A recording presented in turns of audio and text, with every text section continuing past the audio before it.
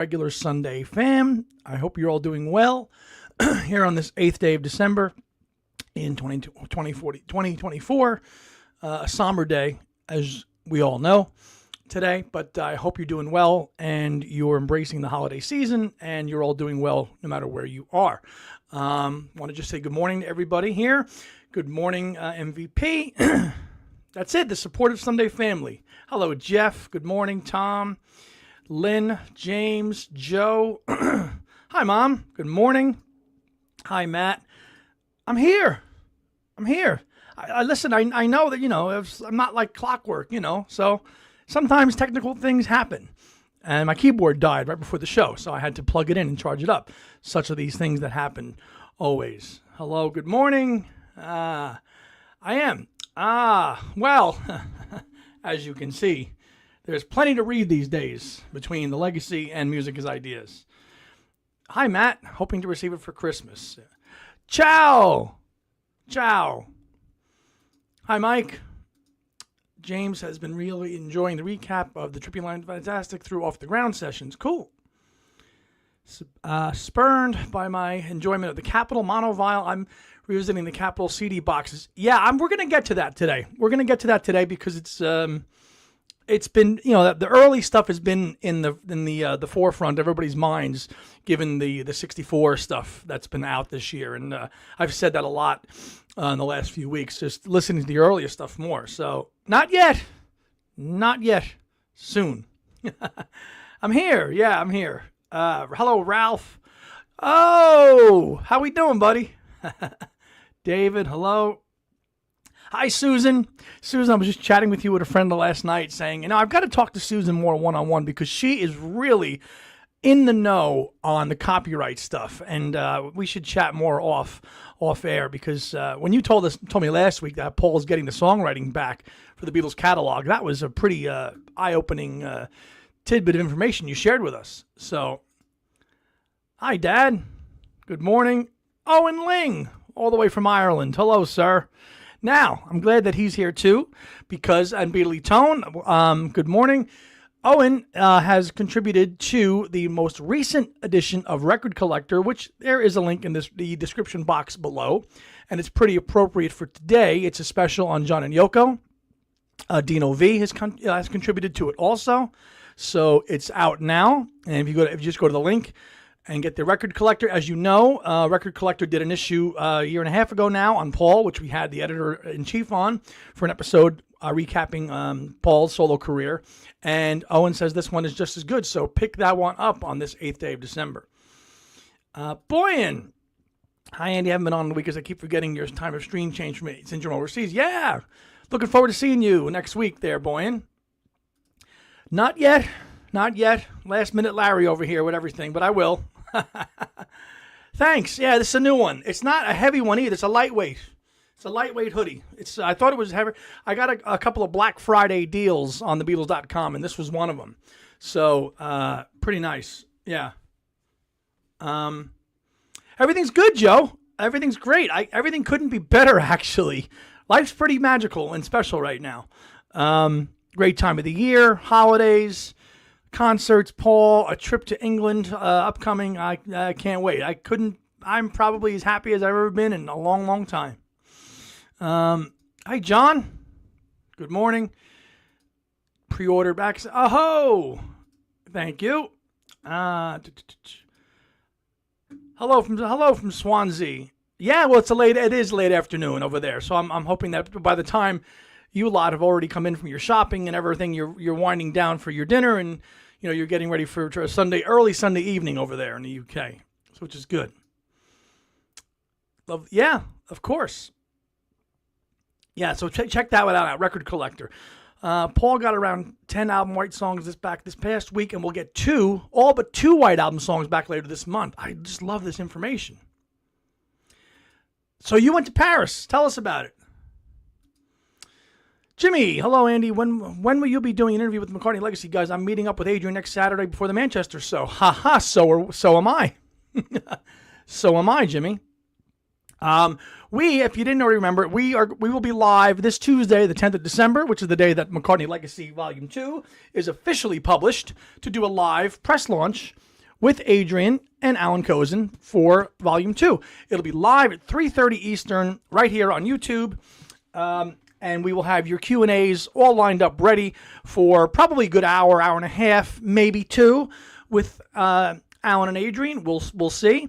But that's Tuesday at 3:30. So there will be a link generated tonight that'll be on our channel. So that'll be generated tonight, so you'll see that there. And if you subscribe to us, you'll see the notification for that. Thank you. Owen wrote about Men Love Avenue, the last Lennon album. Well, that was a hodgepodge deal. You know, it was like outtakes of rock and roll and Walls and Bridges as well. Will the interview be at night? No, it'll be 3:30 in the afternoon. It'll be nighttime for Adrian, and that's why we're doing it earlier in the afternoon, because of the time change. Yes, you folks that went to the Paris gigs got Michelle, which was cool. We're going to try. This might be the last live Sunday one. I don't know, because this time next weekend we'll be in Manchester for the gigs. So I will bring my laptop, but if I can go live, I will. We'll see. I can't guarantee it, but there will be definitely some recordings of videos posted and some pictures while we're over there seeing everybody. So, yeah. Yes, it is. Yes, it is. Hello, Elvin. Good morning, my musical brother. Got any gigs today? Good morning, good morning. It will be a great show. It will be. Make sure. What do I think of the John songs? Here we go again in Rock and Roll People. Rock and Roll People he gave to Edgar Winter, which is like, Here We Go Again, I think is a song that had some potential. I think it did. Starting in 3 minutes, obviously with a bunch of John. Yeah, and those of you in the New York area, or if you don't even have to be, you can listen to it on the iHeartRadio. Ken Dashow's Breakfast with the Beatles did a real beautiful tribute to John this morning, playing some old clips and vintage interview clips of him, and interviewing Yoko too. It was really nice. He played Empty Garden by Elton John, which in my opinion is the best John Lennon tribute song ever. There's a lot of them, but Empty Garden is probably the best. So it's going to be a little bit John focused today, obviously. I've come up with a little list of my top 10 favorite Beatle John songs and my top 10 solo John favorite songs, to kind of, since it is December 8th, 44 years ago. So just before I was born, actually. But we'll do that. We'll talk some U.S. albums, because recently, this past week, a buddy of mine that I work with has sent me a great article about one of the engineers that worked on this box set, the U.S. albums, okay, from 2014, which I bought at the time.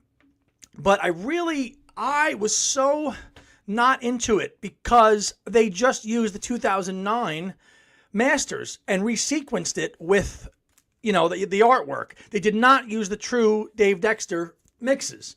It really turned me off. It was done well with the packaging and the detail and the sleeve notes and all that stuff, but I really was just turned off it. And a buddy of mine this week put a little bug in my ear, and the article he sent me is that sonically, these might be the best ones. So I actually have been spending some time ripping them and listening to them again. And I'm going to be very interested to hear them. I don't know what you all feel about the U.S. albums box set. I was talking to the former leg there, David, and he never got it.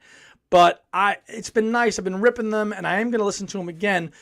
You still have the Capitol boxes 1 and 2, which I still think if you want the true, authentic reproduction of the American albums, you listen to that. But this was a nice package in 2014, but they didn't use, so that immediately turned me off. But I am very interested to listen to it again with a fresh ear, with a decade plus of time to actually hear. And the little that I've heard, I kind of see what my buddy is saying. So I'm looking forward to diving back into that. Yeah, you got the 2 covers for yesterday and today, the Butcher and the regular one. So very curious what you think about that. But we'll get to the top 10. We'll get to the top 10 Lennon and Beatles stuff as soon as we catch up with the comments here. David. Hi, David.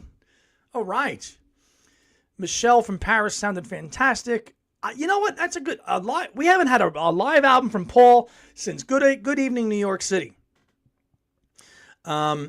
Interesting. I wonder. Maybe the Glastonbury show comes out. I don't know, but a final live album would be a nice thing, or a live album box set.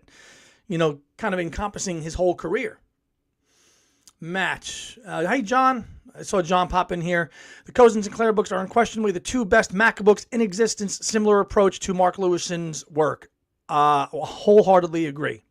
Thank you for sending me that clip of Now and Then, John, earlier in the week, too. I appreciate that. The Capitol boxes 1 and 2 are terribly packaged, but completely invaluable. Yes, that's a case where, musically, those were the actual proper mixes, and they sound good mono and stereo. Faithful reproductions, but the long box thing, they were just packaged bad. If they had done it like this and packaged them exactly like this with all the spine work and detail the same, then it would have been better. But they didn't do that. If you look at those 2004, 2006 boxes, you don't even have spines on any of those. They just slapped them in really flimsy cardboard cover. But that can be forgiven because the music is absolutely what you heard on those Capitol albums growing up. Tom, a lot of people report the second Paris show was amazing, and our friend Joan Borelli was on field there. She had sent us some clips of sound check, so she was there. She's making her way to Manchester as well for the gigs later this week. Joe Mayo has a great video about the Capitol box CD. He would take the CDs from Volume 1 and put them into this. Yeah, exactly. That's true. I want to catch back up on some of this copyright stuff here that Susan and Lynn were talking about. Once Paul gets back his rights, the Beatles songs, how long does he keep those rights? Well, hopefully forever. Jimmy says, Paul sounds better live on this tour than he has for the last 6-7 years. And another good point, Paul's voice is going, but he doesn't change the key. He keeps them as the arrangements as we know them and as he knows them. And you might say, wow, it's croaky, hang it up, be done. He's just performing because this is what the man was born to do. And he's going to keep doing it until he can't. The videos of his live performance on this tour, really good. Yes, they do. They absolutely do. Susan, let me just go back here. Paul has submitted reversion request. Okay, I saw your updated comment for the Sony ATV songs through 73, the U.S. songwriting. Well, for these, we'll return it for 56 years. Wow. Good for Macca and his team, I'm sure, that put that together and are working on that. Jimmy's, Give Me Some Truth, Watching the Wheels, Nobody Loves You, Isolation, Instant Karma. Tony's top 3 Beatles songs by John or Story Fields, Your Blues and Help. Okay. Empty Garden. Absolutely is the best one, for sure. Just want to make sure that I caught up all the comments. Yes. Ooh, Jimmy. Come on now. My mouse is spazzing out. That's the big thing that we're hoping for. We're hoping we get that in Manchester. And those of you going to the London gigs, I'm sure that they will be played. I would think so. It's true to form, back in his home country for the first time, really outside of the Glasgow show in 2022. This is the first tour in the UK since 2018. Yes, Susan. Yeah, this was a little story that hid the, I think Tony had sent it to me, and the McCartney Legacy guys, social media guys, posted this on their page too. This was the article about, the purported film that Paul was going to work on with Isaac Asimov in 75 that was just rejected. And Isaac Asimov was afraid to fly to England, so Paul came to New York, and it just fizzled out. But it's interesting, right around that time, Paul was really fascinated with the sci-fi stuff. And that theme is very prevalent in Venus and Mars, the planets. And you had a lot of that going on in the 70s. Pink Floyd, Dark Side of the Moon, all this kind of mysterious sci-fi stuff. And Paul got caught up in it and really was very interesting. But that article got posted today. I believe, was it in The Guardian or I think in The Observer? Let me see here. Tony sent it to me this morning. What was it in? It was in The Guardian, yeah. So that was in there today. Yeah. Hello, Nick. Look forward to seeing you two next week. Mull of Kintyre as well. Obviously. Yes, he does. Elliot. Yeah, Brute Force, who made an appearance at Monmouth on Monday. If you are familiar with the history of Apple Records at all, he did a song called The King of Pho. You can read between the lines what that means. And tell us all about it, Elliot. Tell us all about it. Ken Womack spearheaded that event at Monmouth on Monday, and I'm sure he played it. I did see some pictures that our friend Bob Gannon, who was there, he went to it too, and I saw some pictures that Bob took. So he looks a little old. He's getting up there. Yeah. Exactly. Exactly. Exactly. So tell us about that. Let me catch back up here.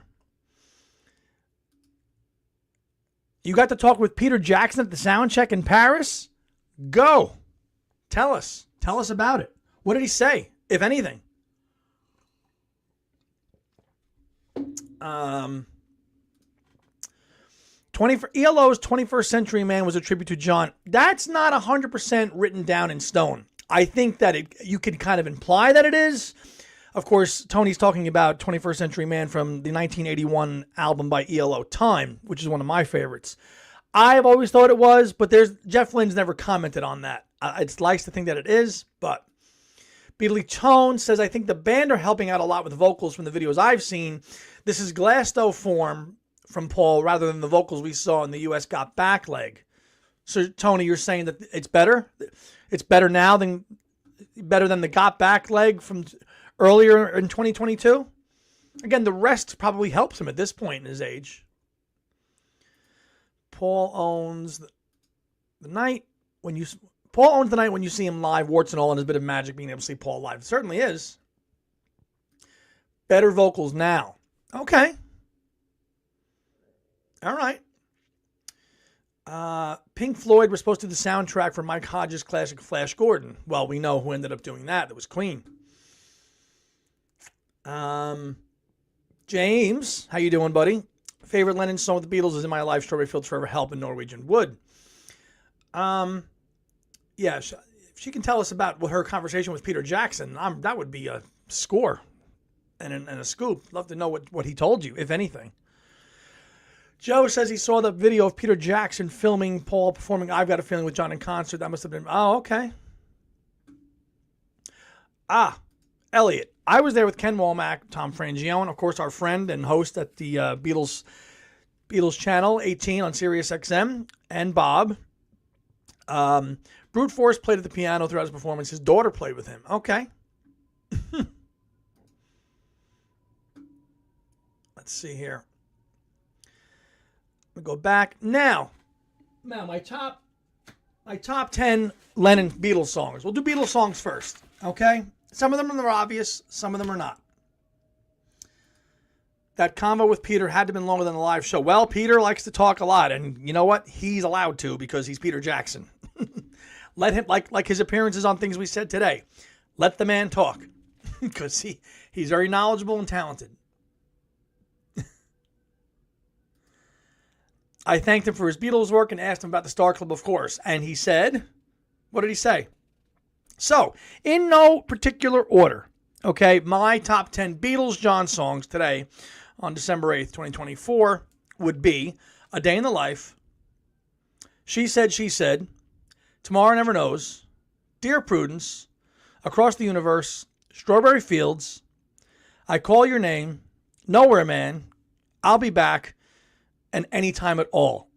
Those early Lennon Beatles songs where maybe there were some co-writes with McCartney, but they're clearly Lennon-dominated vocals.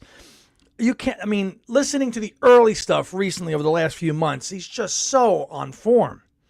And his songwriting and his singing is just off, like Anytime at All. Boom, Anytime at All. Like, hits you right out of the gates. Same thing with, like, I Call Your Name, which actually he wrote when he was a teenager, which I actually have thought is about his mom, actually, a little bit. But those are my top 10 Beatles John songs for sure.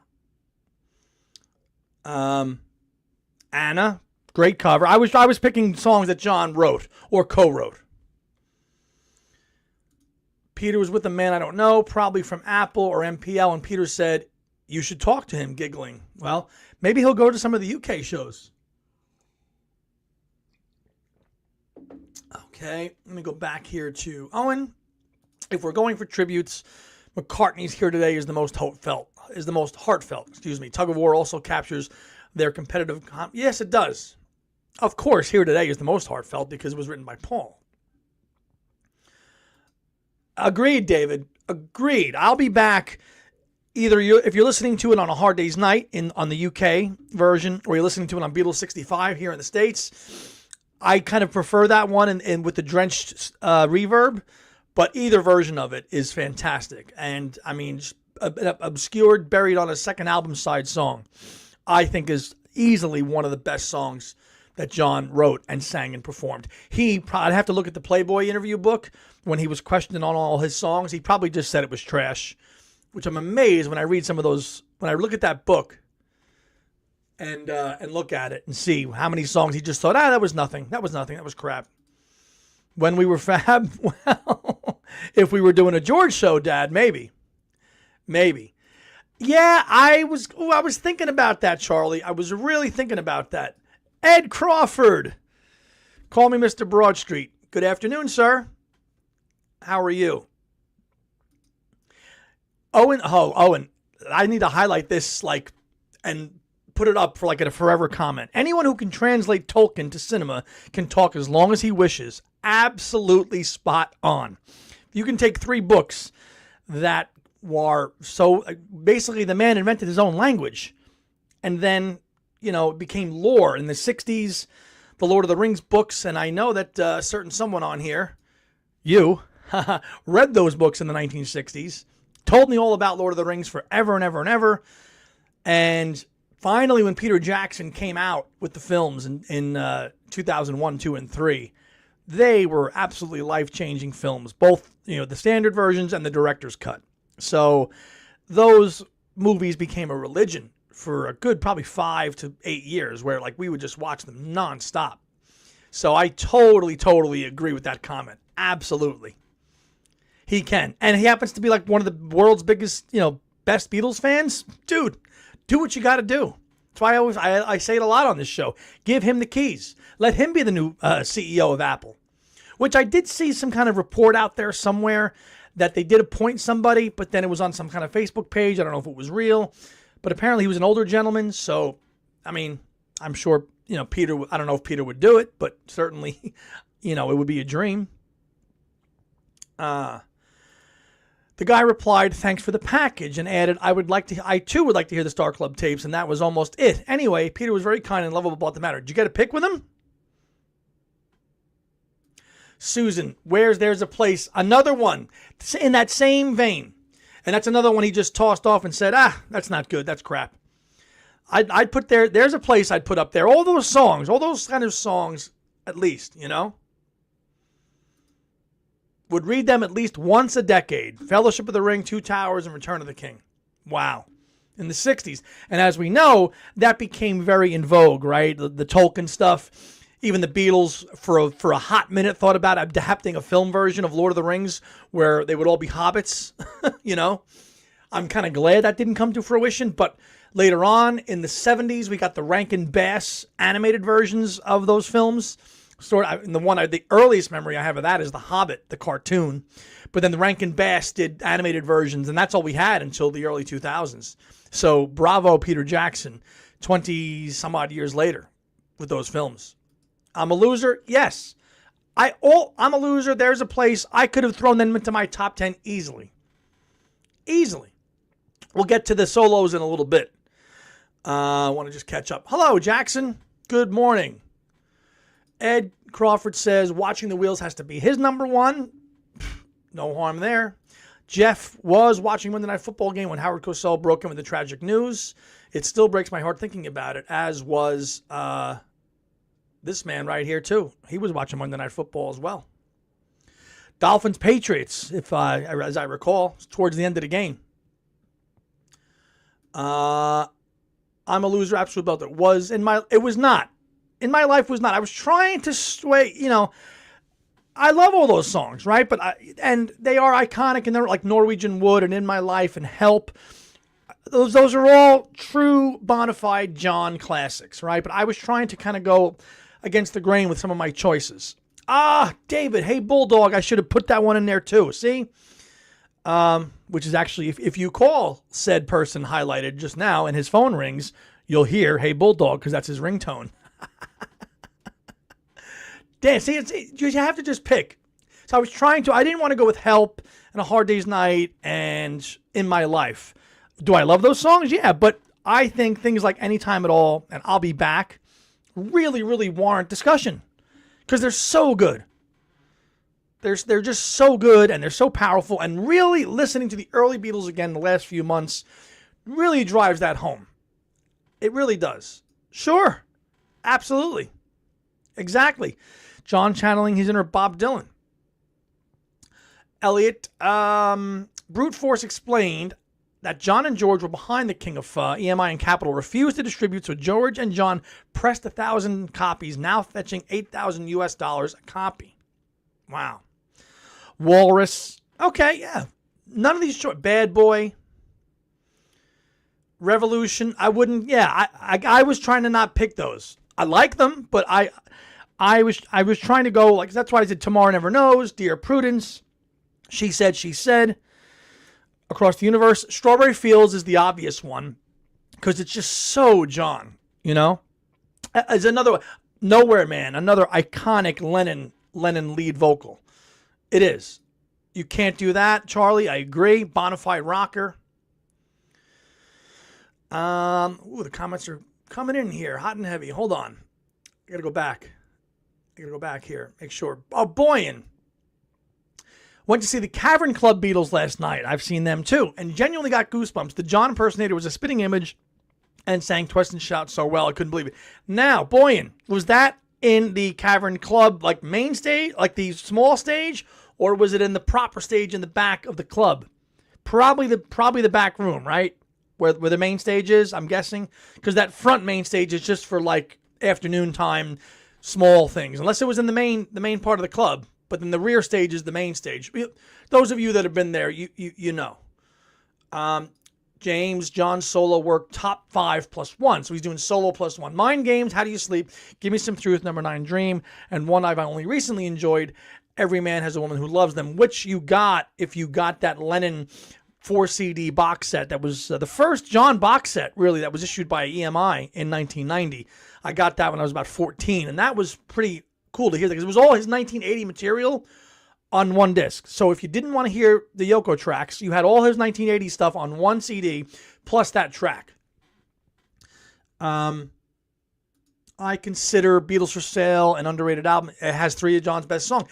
You know what's another one in the same category as the I'll Be Back Anytime at All vein for me is Babies in Black. I almost put Babies in Black in my top 10 as well, especially considering how much they kept that song in the set list for 2 years afterwards. You know, that song came out in December of 64, and they're playing it still in 1966, which in that time, that's like a decade. So they had a real close affinity for Babies in Black. To play a waltz song in 3/4 time all over the world in these horrible tinny stadiums here in America, you know, now fielding and playing Babies in Black. I've always found it interesting that they kept Babies in Black in the set, and I almost included that because that's another one that I almost would have put in there as well too. Let's see. I like it for what it is. You know, John's poetry is just more of a collection because he writes in that gobbledygook form that John writes. If you've ever read anything letters that John has written, correspondence that John has written, it's in that kind of gobbledygook Lennon speak, and that's what I make of his work. I enjoy it, but it's just more of a collection piece. I'm not reading it and analyzing it like that. Brute Force was very happy when Apple included it on the Come and Get It Apple singles collection. I had him sign my copy. If it's within arm's reach, I'll grab it, and nothing will fall this week. Ha ha ha, but I can grab it. Here it is. You mean this, right, Elliot? Come and Get It, the best of Apple records. I got this in 2010, and there you have it. Those were the days, Mary Hopkin, the first version of Carolina in My Mind, Maybe Tomorrow by the Ivies, Thingamabob by the Black Dyke Mills Band, which was composed by the man himself. And there it is, track number 5, The King of Pho. Of course, you've got Trash's version of Golden Slumbers, Come and Get It, of course. So if you want a nice kind of compilation of all the Apple artists, this is all you need. And I'm not one of those fans that dives into the Apple artists and I get every album issued by an Apple artist. I'm not, because I'm not into them as much. This compilation is all you need. Come and Get It, the best of Apple records. And this came out in 2010 after the 2009 Beatles reissues. Boyan says they were in what they call the lounge. Didn't really, it's way down there. It is way down there. That's why they have a fire exit at the other door to get out. David says, I hope that Sean can release Beatle era Lennon demos for a box set collection, 63 to 69 era. I don't know about that, David, because that falls under the Beatles umbrella. So I don't think Sean could do that. That would have to be a a four camp decision, since it's going to be Beatles material. I don't think he could just do that on his own. I don't think. Let me go back here. Tony, yes, the Babies in Black live is on the Real Love single. Parlogram has yes, Andrew from Parlogram has a good video on Beatles for Sale, which is on his channel. Yeah, he did. Yeah, both Monday night. Yeah, Frank didn't. Yeah, they didn't want to do it as well. They didn't want to report it, but as we know, they found out about it because there was a man in Roosevelt Hospital who was injured on a motorcycle bike accident. He was just in the ER. And then he put the phone call in to ABC. And again, in the pre-internet, pre-everything era, a phone call from an eyewitness is all you needed. And that's why it was delivered to most people in America at that time at around 11 o'clock, I think, or 11:15, probably towards the end of the fourth quarter of that game. David, Assume Ascend and I Know are two brilliant songs in solo years. Yes, they are. And I'll get to them in a little bit. Ed will put Cry Baby Cry. I almost thought about Cry Baby Cry as well, but I figured if I'm going to pick one song from the White Album, Dear Prudence, for me, is the one for me, for John. Ken Womack did a great job interviewing. Of course he did, because Ken is a true professional and he knows his subject area very well. The Cavern Beatles are the band with the fat Paul McCartney. Saw them in the Cavern Lounge last year. Good band, but odd visually. Unless they've changed. I did see them, and they've been together for quite a while.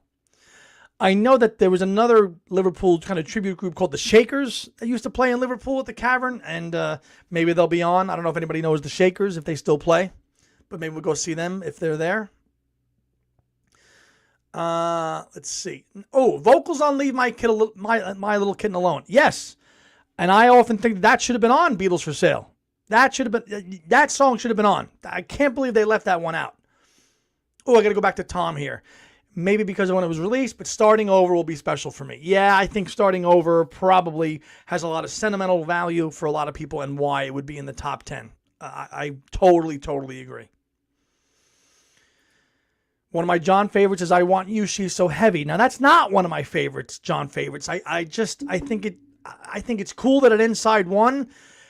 Honestly, I'm a little bit burned out on that song because when you do listen to the Beatles channel on Sirius XM, that song seems to come on like once a week, if not more. Maybe not so much anymore, but I remember like when that channel first launched, you'd hear I Want You, She's So Heavy a lot. You'd hear it all the time. And I'm like, oh, I guess the DJ needed to have a bathroom break. You know, and I do love how it ends. But I love how it kind of morphs into all that craziness of fusion, and you hear all the sounds coming in. But it is not one of my favorite songs. Did I buy the new edition to the McCartney? Well, I did. Well, I have a copy coming because I bought one. But Alan and Adrian kindly sent me a copy about a week ago, so I've got my copy here that the publishers sent me, and I have my own copy coming on Tuesday. December 10th. And I have another copy coming as well. So we, at some point, will be giving out another copy of McCartney Legacy. Probably in the new year. We're going to probably just do a random raffle off, do a trivia thing, send an email. But we will be giving a copy of that away to our listeners and viewers. Leave My Kitten Alone, another belter. Better, yes. Totally. Tone as strange as well-fed McCartney was, I found. Yeah. Elliot, in the Q&A portion, I asked the flip side of King of Fun, entitled Nobody Knows. I introduced myself as the former manager of Colony Records. He replied that he purchased sheet music there.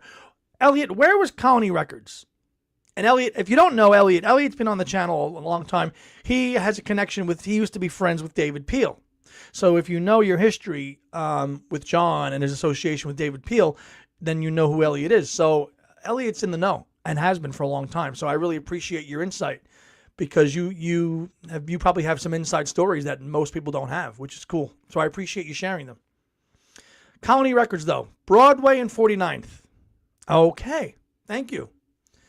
All right, Jeff. Well, when we announce it, you're in. Solo John, I'm Losing You. The Cheap Trick. That's the version actually Ken Dashow played this morning on Breakfast with the Beatles. The Cheap Trick version, not the one that was on with Double Fantasy. I don't know. Did anybody in the New York area listen to Ken this morning? Played some good tracks. He did. Daytime Revolution. Yeah, we know that's coming out as well.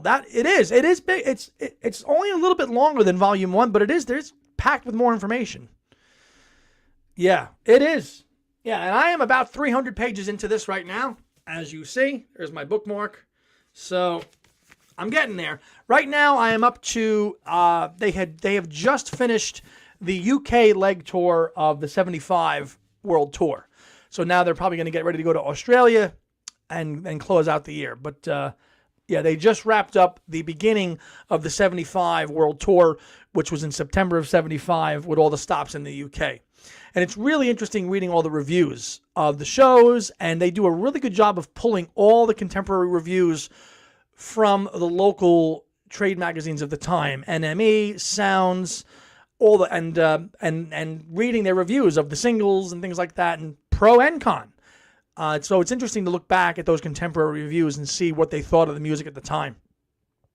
And you've got great reproductions of some. If I just thumb through it now, if I can show you a couple of pictures that come up in here. Let me see here if I can just thumb through it and find just a nice one. I just found another one. Yeah, here's one here. So they reproduce the trade ads very well. Here's one for Sally G. You see? So they've done a good job of that. They've done a good job with that so far. So I'm reading as much as I can. I'm not going to finish it, obviously, by Tuesday when we interview them, but I think I'll have enough under my plate. And I know my partner in crime there, Thomas, I think he's ahead of me too. So he's just been reading, and that's good. What are my thoughts on Sean's one-to-one comments? Well, I like that it's going to come out in 2025. It's probably been done for a decade. Yeah, Sean Lennon did leak out this past week that the one-to-one film has been restored and done. So I'm looking forward to it. I'd be very interested in hearing how it's done, because we have that. All we have is the Live in New York City 1986 release, which got a VHS and an album, and it's very, it's not a true version of the show. It's a real hodgepodge of the whole thing. So are we going to get the afternoon show? Are we going to get the evening show? Is it going to be remixed at all? I've read reports that Yoko's keyboard wasn't even plugged in for those performances. And if you watch some of that stuff too, I kind of think it maybe wasn't plugged in. I don't know. I haven't read it, but that's what I've read and that's what I've seen. So I don't know. I really don't know. Let me make sure. Let me go back here and I want to spotlight Colony Records. Yeah. Indeed. I asked why Jack Douglas didn't use it on the album. He gave an insightful answer. And I think Yoko 86, that version, that's why they ended up using the Double Fantasy Studio Band version with Earl Slick and Tony Levin and all those other guys. Some good interview with Jack Douglas where he said he was hoping John would tour with Cheap Trick as his band. Jack, yes, he is. Well, because he was one of the last people that saw John on this day, leaving the record plant and the elevator doors closing. And Jack has some information that he's probably going to take to his grave because of the things that that's his right. And that's his right. I do love hearing Jack Douglas's take, though. I don't think his story was really warranted for Beatles 64, because as Beatley Tone said in his review, which was great, go watch Beatley Tone's review of Beatles 64. When I clicked that and watched the beginning of it, I fell out of the chair. It was so goddamn funny. He did it in black and white, and he had this little thing over his head like all the American Girls did, and he had a great Yank accent too. I was laughing my ass off. So if you haven't watched Beatley Tone's review of Beatles 64, watch it. But Jack Douglas's story in Beatles 64 is great, but it's not really appropriate. It's not really appropriate to it at all. But it's a nice story because he was over there in 65 and Rubber Soul had just come out. So this was supposed to be about the Beatles in America, but they were showing the influence on an American fan. I get it. Thomas, they have not. I can speculate. We know that that volume 3 will go from January of 1980 till whenever. What do you guys think? Where do you think a volume 3 of the McCartney Legacy would end? I'm willing to guess that it would go until about the end of the 89-90 tour. I'm thinking. Or maybe it goes up to the end of Off the Ground. I don't know. I think that 80 to 89 would be a good one. David thinks 89. I think 89 too. Yeah.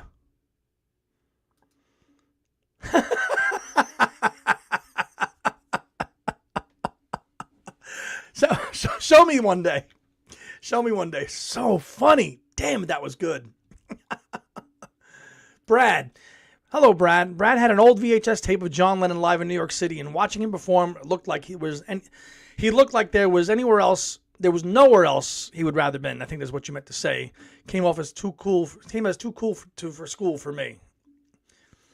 Do you think the DJ will play Rudolph the Red-Nosed Reggae before the shows? I don't know, but all I know is whenever I go to a McCartney concert and that DJ, I think his name was Chris, Joan told me, when he fires up that mashup of all the music and it kind of just winds you up and gets you all ready for the show, damn, it's good. Okay. It is. The clarity is excellent and the audio is awesome. I mean, the bass that you hear from Paul in the Washington Coliseum concert is awesome. So the upgrades are fantastic. God willing. Chris Holmes, yes. God willing, yeah. I would hope so. The high success of Flowers in the Dirt and the tour would be a good way to end Volume 3. It would. And it really would. But that's up to them. That's totally up to them. They have spent a decade working on these 2 books, and they are entitled to take a break and do whatever they want because, as you know, they have set the bar for McCartney's biographical history. Okay, I'm not taking anything away from Luca because Luca Perazzi also writes great material on Paul and the songs, okay, and the information on those songs. But the McCartney legacy is something that will be a legacy and will be left. It's on that Lewison level, and it's going to be here forever for all of us to read and absorb over time and learn and reread and all those things. The lumpy trousers, yeah. It could. I think that it could. I think because if they could stretch it till the end of 93, 94, then take a break and then and then maybe Volume 4 goes from 94 until the present day, because you got to remember from 2002 on, so much of Paul's life, other than the albums, has been touring. Right? So, and obviously the personal stuff too, obviously with Heather and then Nancy. So it's going to be very interesting to see where they cut that line off. Hello there, Uncle Paul. Good to see you, brother. Yes, there is a new book on Off the Ground, Paul, in the 90s. And I have not read that one yet. Tony and I were just messaging this morning. He was asking, have I finished the 1973 book from Blaney, the last year the Beatles were fab? And I told him, and I haven't had a chance because I got Luca, I got Legacy. There's only so many hours in a day to read them. Yes. That is a cooking version of Long Tall Sally. MVP. Tone, I was just yeah. And then he goes, why did all these American girls wear these handkerchiefs on their head all the time? Did they do that in the UK? Maybe it was a New York thing. I don't know. Maybe my dad or mom can chime in. Paul's career is so long they need 10 volumes to encapsulate it. Maybe. Good morning, Day Tripper. Good morning. Match. Per your recommendation, Andy, I watched the Beatles' first U.S. visit. It's great. It's purely observational, cinema verite, and completely keeping with the legendary Albert the Maysles style. Thanks. Of course. And then it was because everybody had said, go check this out, and it was worth looking at it again. And funnily enough, and I'm not going to tell you where, but there's already versions of Beatles 64 that you can buy unofficially with all these with the first U.S. visit, with bonus stuff out there, I mean, that looks like it could be the real thing. I'm not going to tell you where you can get it, but it's already out there, and you could get it from other sources if you choose to. Again, Google is your friend, but it's already out there, and you could buy it if you wanted to.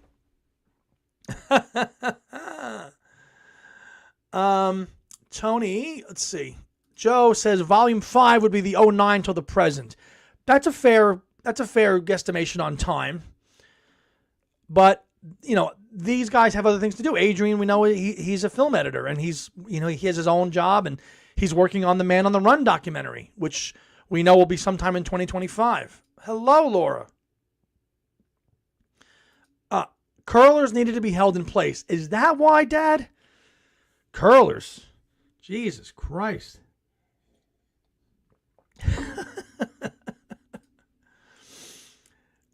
It was definitely a New York thing. I remember a woman going out with rollers in their head and covering, showing my age. In Brooklyn and Queens. Okay. Tony says maybe volume 3 could go up to 89 because not so much activity in the 80s. Be great if they went to the anthology. A lot of studio activity. Yeah, because there's not so much touring. But we'll see. It'll be very interesting. Pre-blow dryers. Okay.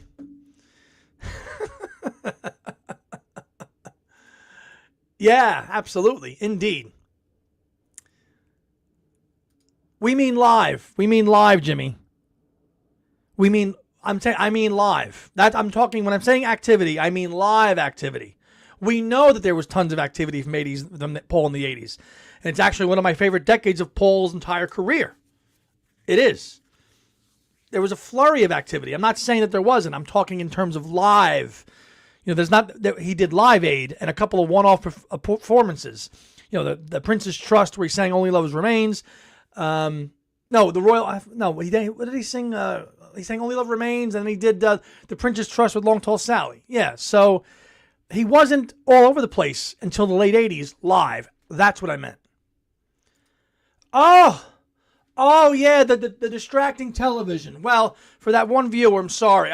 For you, Christ, I hope you turned in this week because I turned it off for you to not have my NFL highlights on here. What an infame with the distracting TV. Your mom wore headscarves back then too. I think I generalized and said teenage girls rather than specific to New York. My mom defo had a plastic rain hat in the 60s. In 64, most hairstyles were still out of the 50s. That's why people thought the Beatles' hair was long. I can remember stories of my grandmother telling him their hair was so long. Now we look at them now and they're like, it's not that long. But 50s was what? The flat top, Marty McFly, Biff Tannen thing going on, right? So these 4 guys come over with these mops of hair. You're going, wow, they're really long. I was coming. Oh, okay. I thought it was something I said. Okay. Yes, and I've said this before on the show, that performance of Get Back with Tina Turner at the Prince's Trust was the spark for Paul to start playing again. Just my opinion. DAs, which stands for Duck's Ass, as we know. Flipped up. Yeah. James. Hi, James. Sometime this week. I'll be at the shows. I read this too. I read this on Facebook. Yeah, this is sad. And I bumped into Joey and said hello to him at a fest, the 2023 Chicago Fest.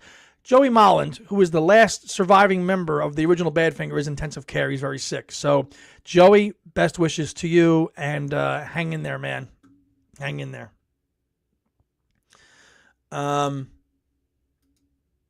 Yes, he did. Well, the bow is just iconic. Isn't that right, MVP? The Maisels also directed Grey Gardens. Too bad the Beatles didn't visit little Eddie and her mom. Paul could have sang Rocky Raccoon to a real raccoon coming through the wall. Okay. When I was a youngster, women had to wear a scarf or a hat entering a church. Well, I'll tell you, if you're in Italy, you still got to do the same thing. Because I noticed that when I was over there this past summer. Yeah. Was on the Magical Mystery Tour bus the other day, and they mentioned the restaurant we're going to. Okay. Very good. Yep. Looking forward to that.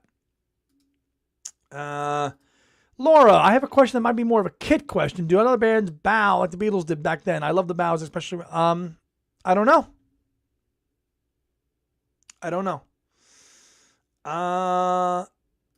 The bow. Yeah. Oh, God. Did anybody see this? They've got these kind of really McCartney coins now, which I think are a lot of money. I'm not getting those. I'm not getting those. Not at all. How much do they cost? I'm not getting any of them. The next round of the SHMs, those I'm getting. Those will probably be here when I get back. Yeah, no. Right, Tony? The coins? Come on now. No. We're just going to the Manchester gigs. That's it. Jeff, you enjoy your Sunday. Happy holidays. Merry Christmas. All that good stuff. Oh, then they will be. Stay tuned to the channel. Can't guarantee live, but there will be content and pics, especially on the Facebook page, the Two Legs Facebook page. So if you're on that, join on there. The coins start at £15. Okay, 3 coins. 15, 30, and 100. No, I wouldn't buy one for 10p. I wouldn't. Elliot took a photo shoot of Joey Molland at a club called Chicago Blues at 8th Avenue in New York. I brought David Peel with me and took the pictures of them together. I gave, okay, cool. I know there's that famous story. Ooh, messed up the camera there a little bit. Sorry. There's that great story that I know that the feds thought that David Peel was John Lennon. If you read that book, John Lennon, that John Weiner put together, the FBI files, they thought that David Peel was John Lennon when they started their investigation on him to deport him. Because they did kind of look alike, but it wasn't John Lennon. But they inaccurately put that picture of the Pope Smokes Dope of the album, and they thought it was John Lennon. And Elliot, I know you know what I'm talking about. If you'd like to chime in there, please do. The coins make the Mind Games cube look cheap. You bought a coin? All right. Hopefully it goes up in value for you. The uncirculated versions of the coins aren't bank breakers. Did anyone else notice strange stuff in the Beatles 64 doc? Their first press conference, certain camera shots were far away doctored. I didn't think that was the case. No. I did not. True story. So you know what I'm talking about then. The feds thought that David Peel was John Lennon when they showed that thing, that flyer. I remember reading it in the John Weiner book, which is a great book.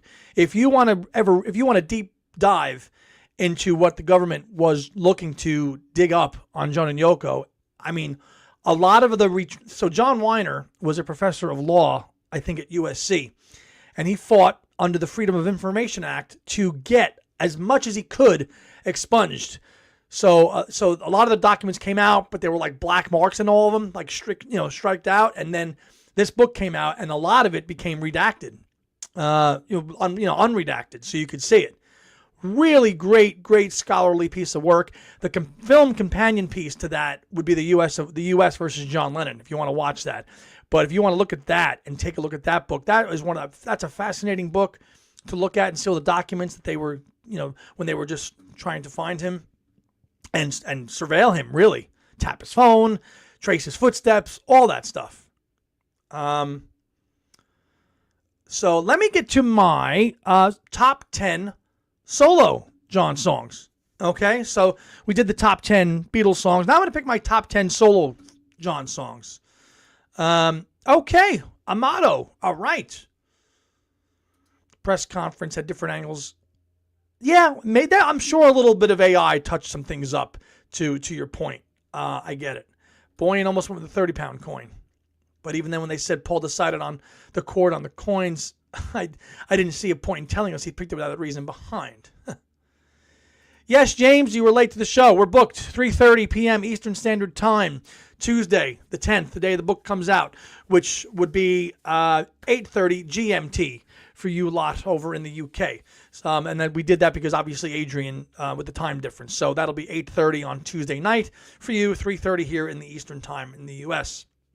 So in not any order, and I've got one honorable mention as well. Here's my top 10 John solo songs. Nobody Told Me from 1984's Milk and Honey. Remember from Plastic Ono Band, 1970.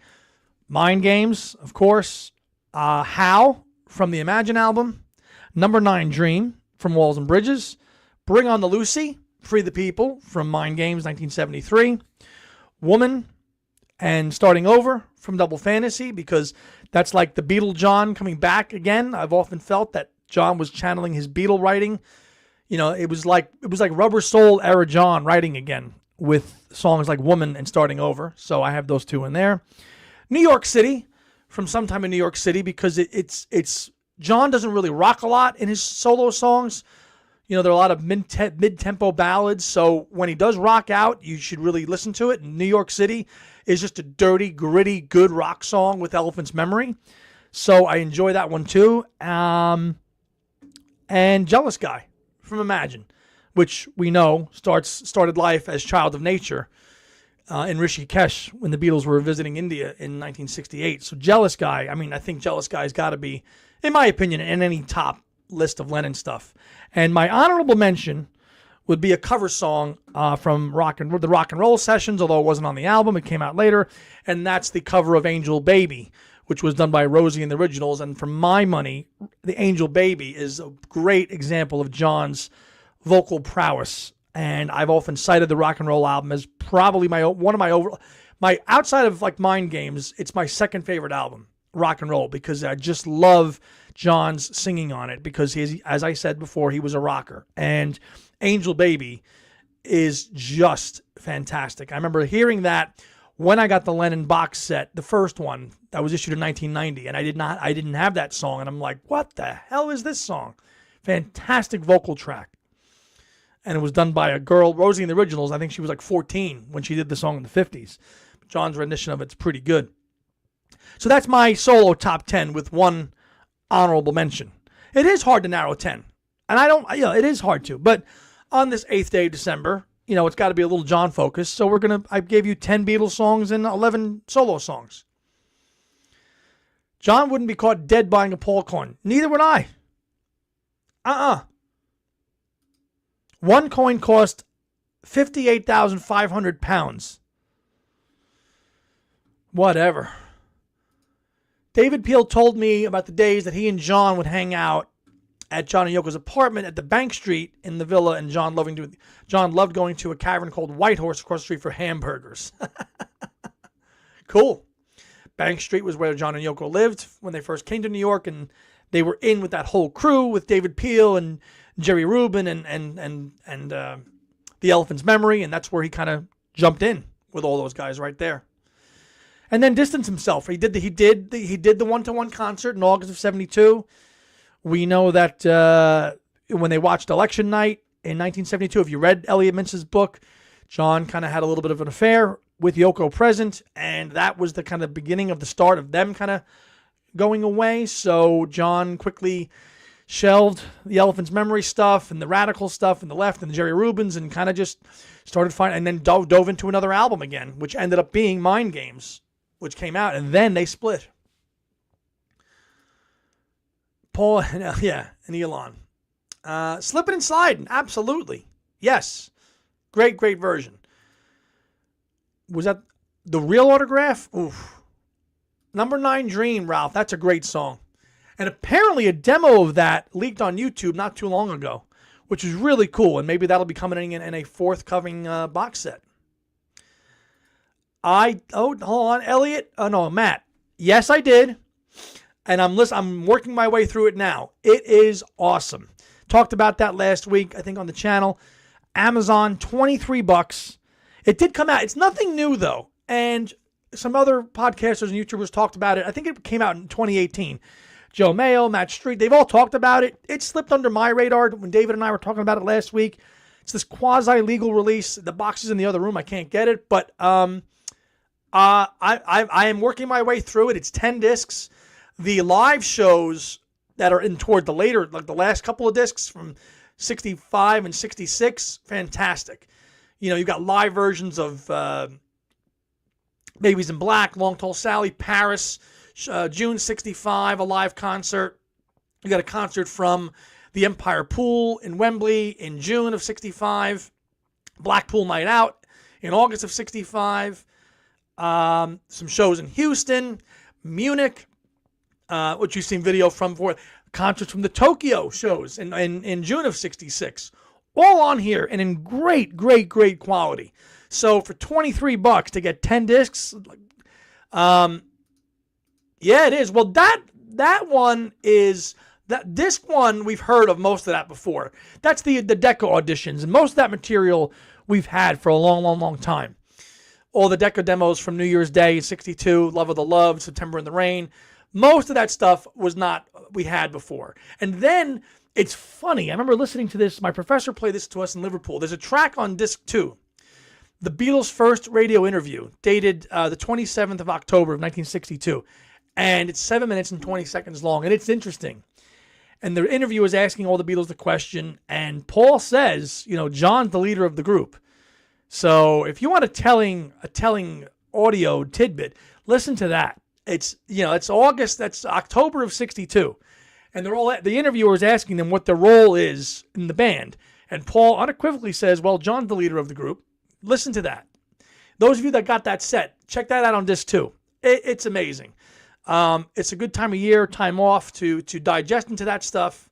So thank you, David Gargolino, for putting that into my ether to pick that up. And I'm glad those of you out there that when I talked about it picked it up. So share again, it came out in 2018, so we're a little late to the bus on that.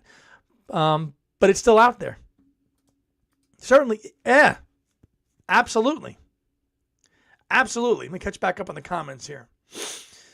One day on Bank Street, a phone utility truck was parked across the street from the Bank Street apartment. John approached and said, "Stop tapping my phone line." I believe it. It's easier to list John's bad songs. Well, we're not even going to talk about disc 2 sometime in New York City. The live jam with Frank Zappa and then the stuff from the Lyceum in 1969. Absolutely not. Unlistenable stuff. With the exception of being, well, Baby Please Don't Go. That's good. But the Frank Zappa stuff on disc 2, absolutely non-starter. Would never touch it with a barge pole. At all.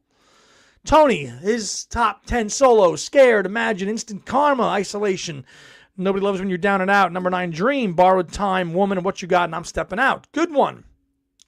Good choices. Stand By Me for honorable mention. I almost made that mine.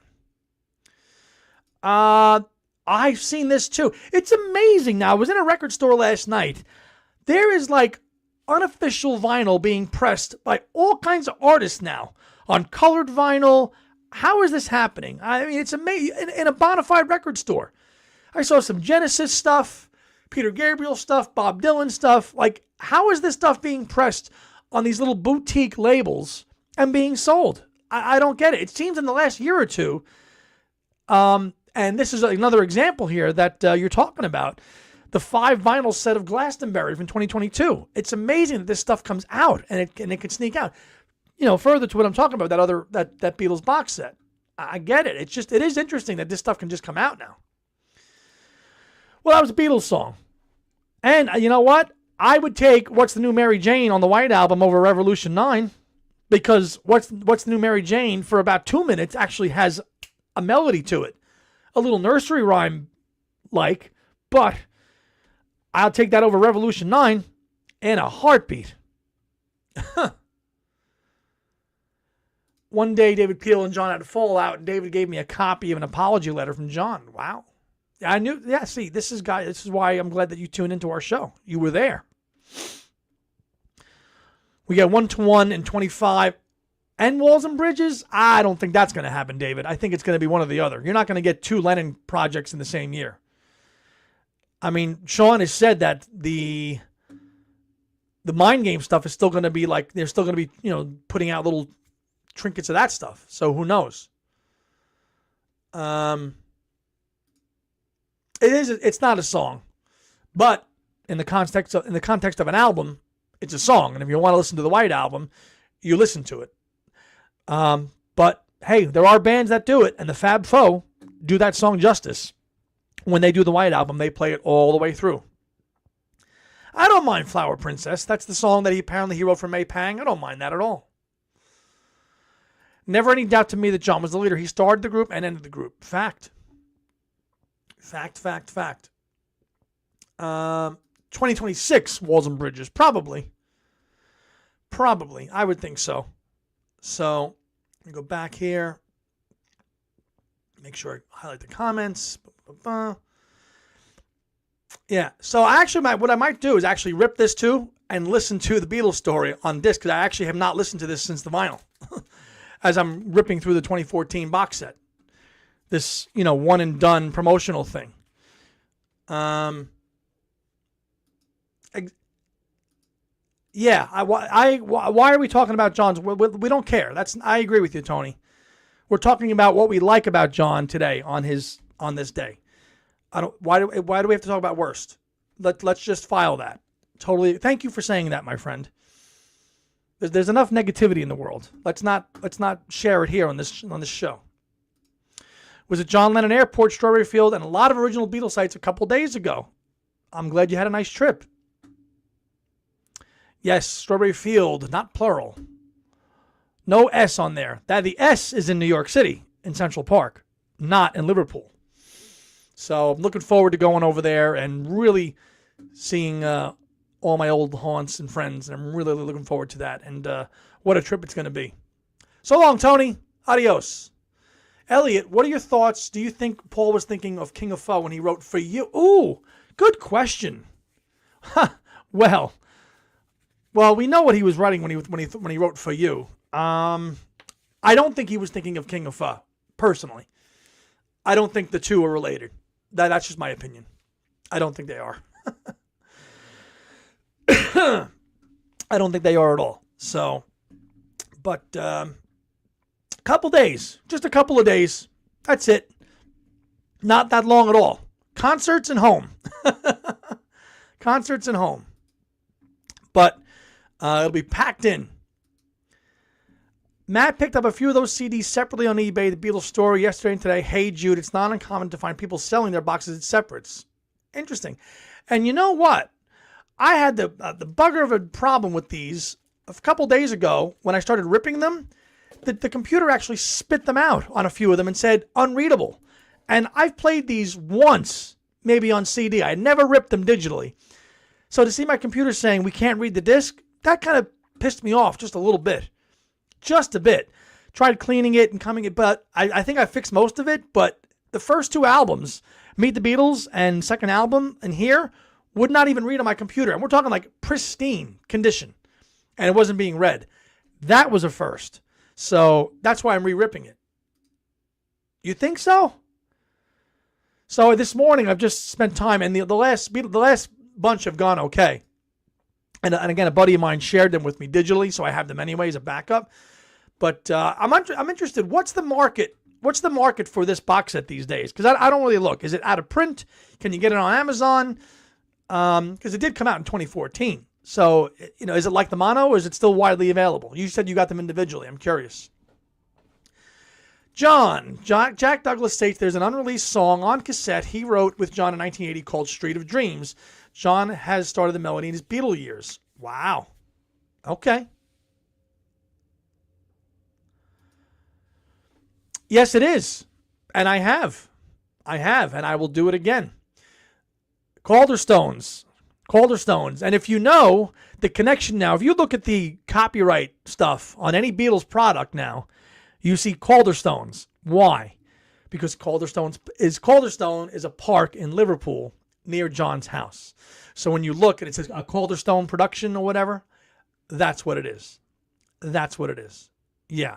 And I've always saw that in the back of the credits, and I'm like, that's what it means.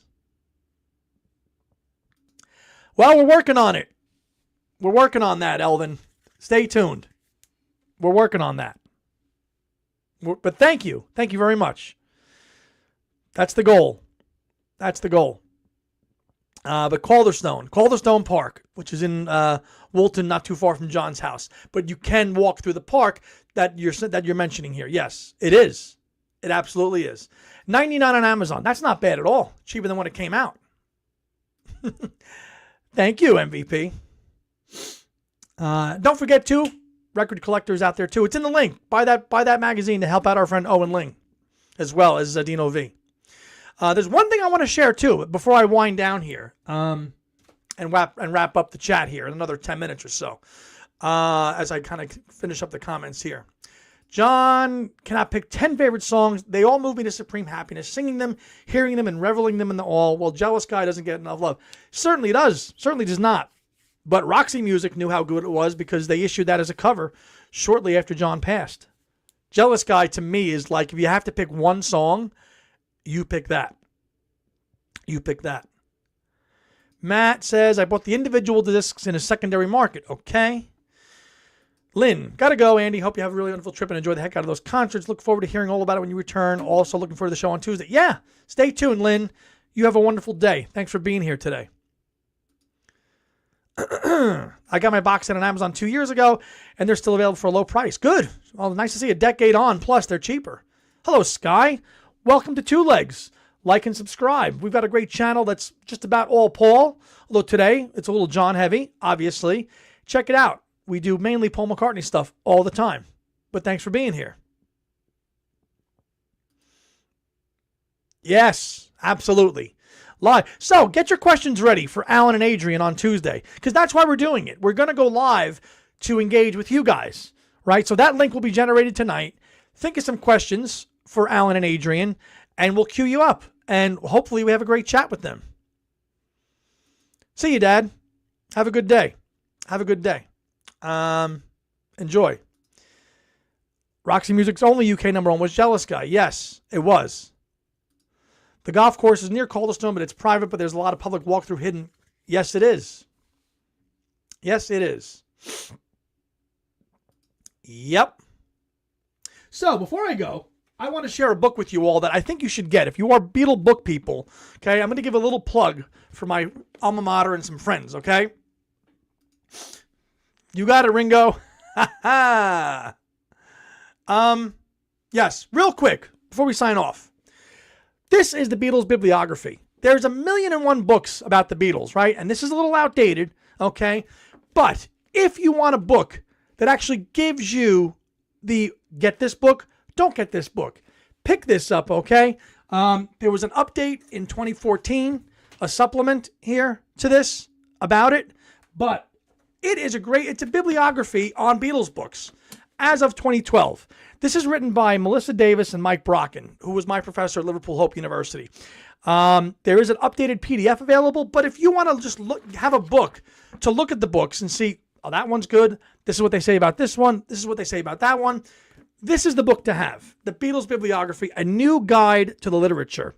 This is an essential book to have if you want to actually just read about Beatles books and which ones are recommended and which ones are not.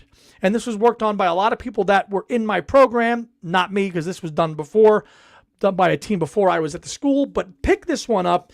There is a PDF available of it now.